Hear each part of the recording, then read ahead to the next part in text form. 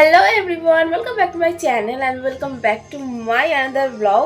এটা আমার কলকাতাতে প্রথম ব্লগ। মানে আজকে বিয়ের আমাদের প্রায় 3 মাস মতো হতে যায়। তো আমি বিয়ের পরে আজকে 3 মাস পর ব্লগ দিচ্ছি। তো আজকে তোমাদের সাথে আমি শেয়ার করবো যে আমাদের দিনকাল কেমন কাটছে, দুজনের যে আমাদের এত ব্যস্ততা লাইফ, সেটাই আমি তোমাদেরকে আজকে দেখাবো। তো এটাই একটা ছোট্টখাটো একটা ব্লগ থাকবে, আর তার সাথে তোমাদেরকে দেখাবো আমার পুরো রুম ট্যুর। বিশেষ কিছু দেখানোর নেই, তবু যেটুকু ঘর গোছানো আছে সেটাই তোমাদেরকে দেখাবো। আরও ঘরে এখনও অনেক কিছু বাকি আছে, তো সেগুলো আমি পরে আস্তে আস্তে পরে ব্লগে দেখাবো। বাট আপাতত একটা ছোটোখাটো রুম ট্যুর থাকছে, আর আমাদের দৈনন্দিন জীবনে যেভাবে দিনকাল চলে যাচ্ছে সেটা তোমাদের সাথে আমি শেয়ার করবো। তো এখন বাজে সকাল 7টা।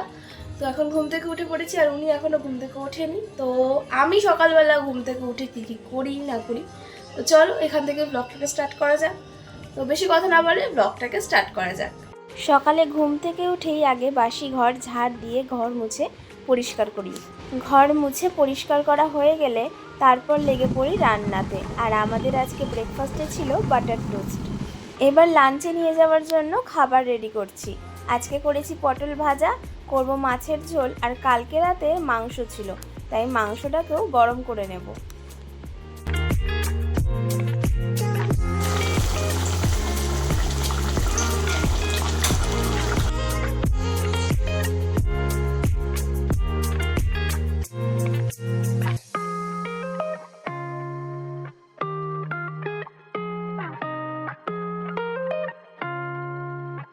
আমাদের দুজনের অফিসের লাঞ্চই রেডি হয়ে গেছে। এটাকে এখন ঠান্ডা করতে দিতে হবে, কারণ যা গরম পড়েছে, গরম খাবার নিয়ে গেলে বেশিক্ষণ রাখলে নষ্ট হয়ে যায়। এবার যাব স্নান করতে।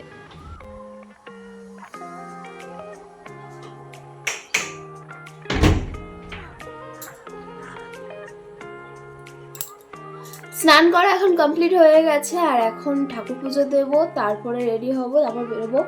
অলরেডি 10টা বাজতে যায়। 10টার সময় আমাদের বেরোনোর কথা, কিন্তু অলরেডি এখন 10টা বাজে। তো লেট হয়ে গেছে, আমি অলওয়েজ লেট। তো যাই হোক, এখন পুজো দেবো, পুজো দেওয়ার পরে রেডি হয়ে তারপরে বেরোবো।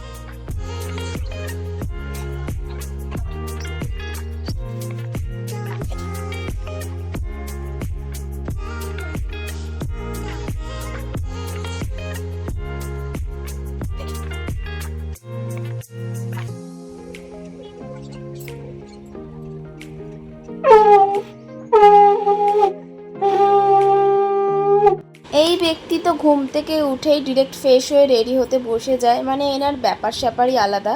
আর আমি সেই সকালে ঘুম থেকে উঠে এতগুলো কাজ করি। বিয়ের পরে ভাই ওর কি লাইফ বদলেছে আমি জানি না, মানে আমি তো কিছু দেখতে পাই না, কিন্তু আমার বিয়ের পরে জীবনটা অনেকটাই পাল্টে গেছে। কারণ বিয়ের আগে আমি যেগুলো করতাম না সেগুলো আমাকে এখন করতে হয়, এবং আমি সেগুলো সম্পূর্ণ দায়িত্ব সহকারে করিও। আমার যেটা মনে হয়, বিয়ের পরে প্রতিটা মেয়ের লাইফই বদলে যায়, কিন্তু ছেলেদের লাইফ কতটা বদলায় আমি তো কিছু দেখতে পাচ্ছি না। তো তোমাদের ঘরে তোমাদের ঠিক সিচুয়েশানটা কেমন সেটা আমাকে কিন্তু অবশ্যই কমেন্টে জানিও। বিয়ের এই 3 মাসে আমি একটা জিনিস বুঝেছি, তোমার জয়েন্ট ফ্যামিলি হোক বা নিউক্লিয়ার ফ্যামিলি, বিয়ের পরে কিন্তু মেয়েদের রেসপন্সিবিলিটিটা অনেকটা বেড়ে যায়। সো যারা বিয়ে করনি তারা অনেক ভালো আছো। হ্যাঁ, অবশ্যই বিয়ে করা উচিত, বিয়ে করে এইসব এক্সপিরিয়েন্স একদমই করা উচিত। তো তোমাদের কি মনে হয় তোমরা কিন্তু আমাকে কমেন্টে জানিও।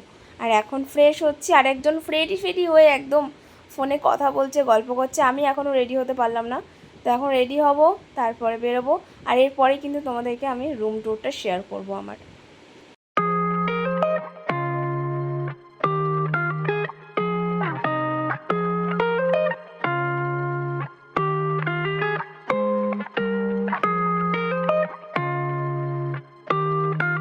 ফুল রেডি হয়ে গেছি অফিসের জন্য।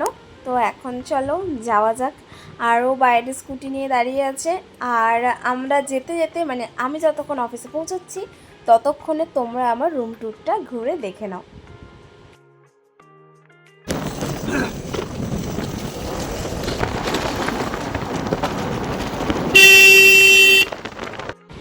তো এই হচ্ছে সেই বাড়ি, আমাদের কলকাতায় বসবাসের স্থান। তো এখন আমরা এই বাড়িতেই ভাড়া রয়েছি, আর এই বাড়িতে আছে 3টে ভাড়াটিয়া, মানে দেখো 3টে দরজা, তো 3জন ভাড়া থাকি আমরা। আর এখানে দেখছো কত কুমড়ো গাছ হয়েছে। এপাশে হচ্ছে ডান দিকে হচ্ছে এরকম জায়গা, আর বাঁ দিকেও কিন্তু এরকম খোলা একটা পুরো পোর্শন রয়েছে, সেটা আমি তোমাদের দেখাচ্ছি। তো এই হচ্ছে বাড়ি। এবার দেখাই বাঁ দিকে যে আমাদের খোলা জায়গাটা আছে, এখানটাতে আমার শ্বশুরমশাই আমাকে এই দোলনাটা বানিয়ে দিয়েছে। তো এতদিন ধরে দোলনা টাঙানোর জন্য জায়গা পাচ্ছিলাম না, তাই আমরা এখানে এই দোলনাটা টাঙিয়ে দিয়েছি। আর বিকেলবেলা বসে এখানে হাওয়া খাই, বিকেলে মানে সন্ধ্যের পর অফিস থেকে এসে বসে এখানে হাওয়া খাই। বিশ্বাস করো এখানে প্রচণ্ড হাওয়া, কারণ কি সামনেই রয়েছে একটা বিশাল বড় ঝিল। তো সেটাও তোমাদেরকে একটু পরে আমি দেখাবো। ওই যে দূরে দেখতে পাচ্ছ, ওইটা রয়েছে ঝিল। তার আগে একটা বাড়ি হয়ে গেছে, না হলে আগে কিন্তু আরও হাওয়া দিত। তো এই হচ্ছে বাইরের ভিউটা।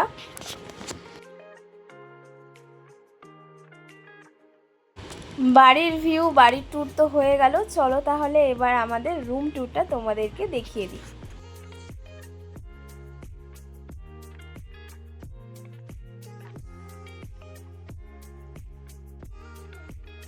এটা আমাদের 1 বেডরুম। তো এর মধ্যেই আমি যেরকমভাবে পেরেছি, যতটুকুভাবে গুছিয়ে রাখা যায় সেভাবেই সব কিছু গুছিয়ে রাখার চেষ্টা করেছি। তোমরা দেখতেই পাচ্ছ, এদিকে রয়েছে আমার আলমারি, আর এটা হচ্ছে আমার একটা ফটো কর্নার। মানে এই পুরো দেওয়ালটাতে না আমি ভেবেছি অনেক রকমের ফটো লাগাবো, কারণ কি এখনও অনেক ফটো আসা বাকি আছে। বিয়ের তো এখনও কোনো ফটোই লাগানো হয়নি, তো সেই ফটোগুলো লাগানো হবে। এর নিচে আছে একটা সোফা, আর এদিকেই রয়েছে আলমারি। আর এখানে দেখো খাট আছে, আর খাটের পেছন দিকে জানো তো একটা ব্যালকনি জানালা আছে, কিন্তু আমরা ওখানটাতে বসতে পারি, মানে খাটটাকে পেরিয়ে গিয়ে তোমাকে ওখানে বসতে হবে। কিন্তু ওইদিকে বাড়ি আছে বলে জানলাটা খুব একটা খুলি না, কিন্তু অনেকটা বড় কিন্তু একটা ব্যালকনি আছে। আর এদিকেই পাশে রেখেছি ফ্রিজ, মানে খাটে বসেই আমি ফ্রিজ খুলে আইসক্রিম খেতে পারবো। আর এই দেখো ওপরে আমার ঠাকুরের জায়গা, আমি এখানে এরকমভাবেই সেট করেছি।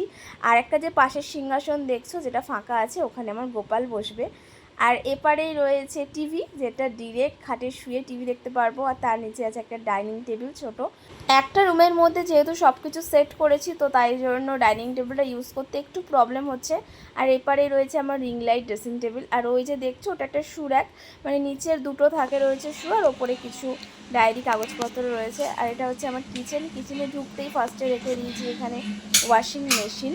তো ছোট্ট ঘরে যেভাবে অ্যারেঞ্জ করা যায়, মানে আমার ঘরের থেকে জিনিসপত্র প্রচণ্ড বেশি হয়ে গেছে, তো এভাবেই সব কিছু অ্যারেঞ্জ করে রেখেছি যাতে স্পেসটাও থাকে আর জিনিসগুলো সুন্দর করে গোছানো থাকে। আর এটা হচ্ছে আমার জানলা দিয়ে ভিউ, তো খুব সুন্দর লাগে এই ভিউটা। আর বৃষ্টি হলে আর হাওয়া হলে জাস্ট দুর্দান্ত লাগে এই জানলা দিয়ে ভিউটা। তো আমি রান্না করতে করতে জানলা দিয়ে বাইরের পরিবেশ দেখি।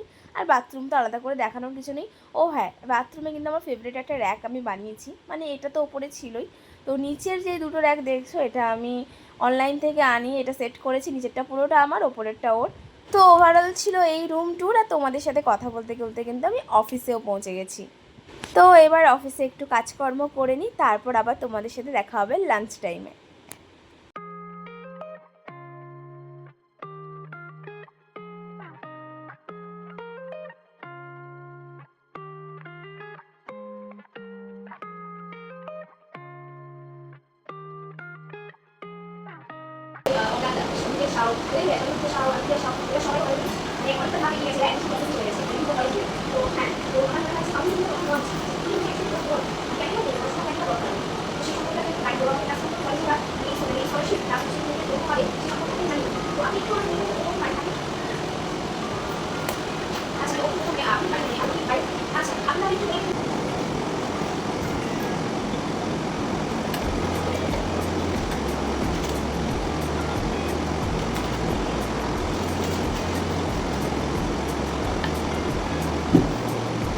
এখন বাজে দুপুর 2টো, আর আমাদের হয়ে গেছে লাঞ্চের টাইম। আর খিদেও কিন্তু খুব পেয়ে গেছে, তো চলো লাঞ্চটা করে নিই।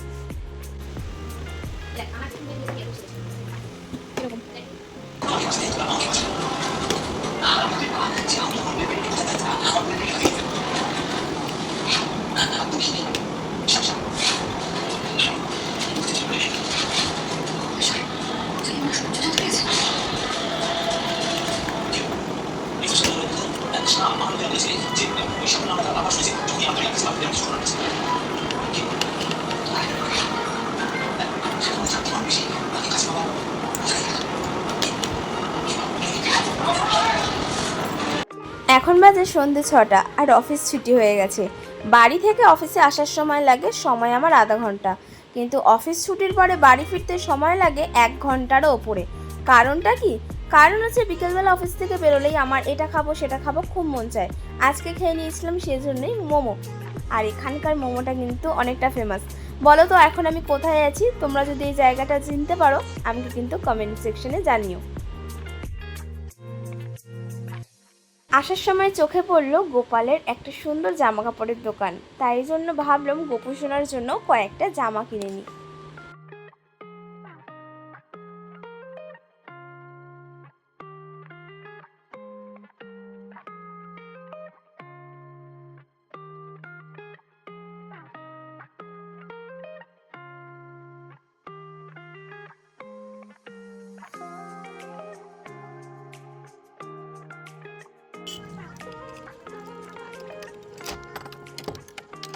তো এখন বাজে সন্ধ্যে 7:10 আর চলে এসেছি বাড়িতে। এখন ফ্রেশ হব, তারপরে ঘর ঝাড় দিয়ে পুজো দেবো, তারপরে আবার রাতে রান্না বসাতে হবে। হ্যাঁ, তার আগে একটু স্ন্যাক্স কিছু করব, তো কী করব সেটা দেখছি। তো এখন ছটফট করে ফ্রেশ হয়ে নেবো। আর প্রচণ্ড গরম পড়েছে, মারাত্মক গরম, আর তার উপরে যা ভিড় ট্রেনে, ও মাই গড। তো চলো ফটাফট করে ফ্রেশ হয়ে নিই। পুজো দিয়ে না উঠতে উঠতেই গেছে কারেন্ট চলে, আর বাইরে প্রচণ্ড হাওয়াও দিচ্ছে, মনে হচ্ছে ঝড় আসবে। তো আমার স্ন্যাক্স বানানোর এখন কোনো ইচ্ছে নেই। আর রাতে দেখো আমি বানাবো আজকে ফেনা ভাত, বাটার দিয়ে আজকে আলু সিদ্ধ দিয়ে খাবো ফেনা ভাত।